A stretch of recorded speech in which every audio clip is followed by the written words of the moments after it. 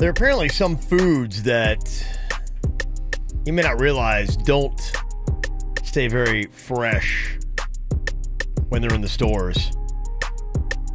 There was actually this thread about different foods that you get that just probably is not the best thing to order, even if you love them.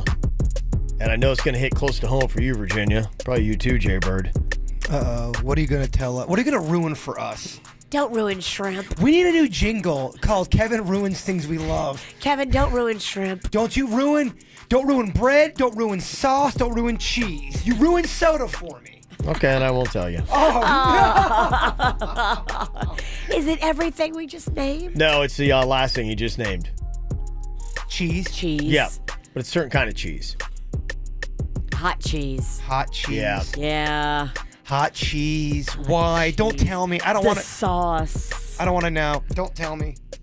Well, they say that it just, you think about something that's kind of like big, that's mass produced like that, that's hot now, but it's a huge vat of it. So, if you have like a tailgate party and you have people over for a couple hours and you make the hot cheese, then that's all fine and good because you're going to use it within that time span of 2 hours.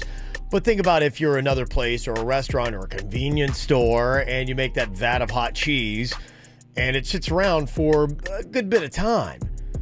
And sometimes, you may just add more to it. That's what we talked about with the ketchup problem that happens with some ketchup bottles. They don't clean it out. Yeah. They just add more cheese. They add more cheese on top of cheese. On top of cheese. And as it kind of gets lower, you need to go add some more cheese. Okay, no problem. You just, add some more cheese. It's not like with that crock pot you have at home when you have the tailgate party. You eat it and you wash it. You unplug it, you scrape it out, you wash it, you start with a fresh new batch. Sometimes that doesn't always happen in some places you go to. And they say that sometimes the hot cheese will start to grow a little bit of mold or something like that. I mean, if you can't see it, you don't know. Those green flakes in your cheese, it's not peppers. It's mold. Yeah, you're right. You think maybe, jalapeno cheese. I love jalapeno cheese. It's delicious. But it's not spicy. I hate when you're eating something and something foreign is in your mouth. I was eating an ice cream stick and there was something hard and crunchy that was not part of the ice cream stick. And I'm like, well, what was that? It's one of the worst feelings ever, yes. When you're like, okay, that's not consistent with what I just put in my mouth. It was salty and it tasted like thyme, if that makes sense. That sounds like a booger. It might have been all right. I hope they're not crunchy. You ate a booger. No way. I don't have crunchy boogers. Some of the other things that may not age well, they say that milkshake machines have a little bit of a problem. Really? Yeah. And it's They not don't necessarily... clean those out? No, it's not necessarily that that's the problem. But apparently, there's one thing that ratons love. Rats love milkshakes for some reason, and sometimes they get caught up in the milkshake machines. Oh. Hell no. Boy, oh boy. So if anyone was local here, they may remember this story. Do you guys remember a restaurant called Ponderosa? Oh, yeah. Childhood favorite. I don't know if this is true or not, but I was told that it closed down. It used to be on Palm Beach Lakes Boulevard because a rat was stuck in the ice cream machine and people found out about it. Does anyone confirm that rumor? That sounds like a kid myth. I don't know. It might have been yeah. shut down by the health department for many violations. That happens. Ponderosa was just a low-budget sizzler. I think that news came from it on hand. So I don't Oh, know. well, it's got credibility behind it, huh? I think it does. Okay.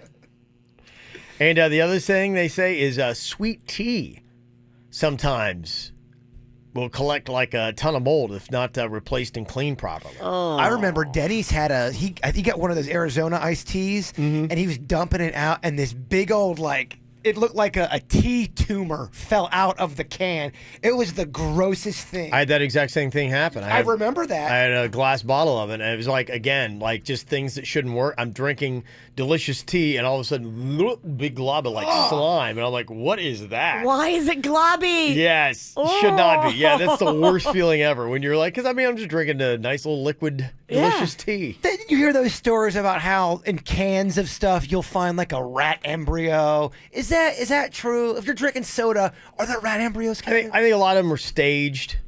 I think people do that because they're like going, oh, if you see it in the news, it's somebody that is probably, trying to take advantage. of a I don't company know. that's going to pay him some money. I see videos of regular people, like the one recently of the guy who was opening up a Capri Sun for one of his kids. And he's like, why is there lumps in it? Same thing. Cut the thing open and it was filled with lumpy, slimy mold balls. Here's the thing, though. I love Capri Sun so much, I would power through mold balls. I love Capri Sun. It's so good, man.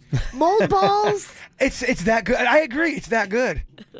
Somebody said, can Kevin report on what we can eat or drink? Yes, Kevin. You're ruining everything.